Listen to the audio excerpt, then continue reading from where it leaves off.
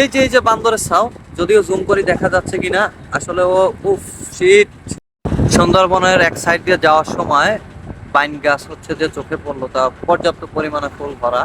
সাইডে হচ্ছে যে গোলপাতা গাছ, এবং সুন্দরবনের সাইডে অসংখ্য লক্ষ কোটি গাছ আছে, যেগুলো নদীর সাইডে ভাঙন লাগছে, শিকড় বের হয়ে গেছে। আর পর্যাপ্ত পরিমাণে গাছ এরকম নদীর ভিতরে হচ্ছে গাছ হয়ে গেছে। তো যদি একটু দেখাই, এই যে বান্দরের ছাও, যদিও জুম করে দেখা যাচ্ছে কিনা, আসলে ও উফ শিট ভিতরে চলে গেছে। আসলে সুন্দরবনের সাইডে পর্যাপ্ত পরিমাণে হরিণ আসে, বানর আসে, তো বিভিন্ন স্থানে থাকে।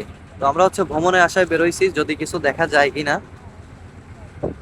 তো যদি এদিকে দেখাই, পুরোটা জুড়ে সুন্দরবন এবং বঙ্গোপসাগর পর্যন্ত। আর নদীতে হচ্ছে যে মাদার ভেসেল, বড় জাহাজ আছে দেশের বাইরে থেকে যেগুলো আসে। আসলে হচ্ছে মংলা হচ্ছে একটা বন্দর, সমুদ্র বন্দর।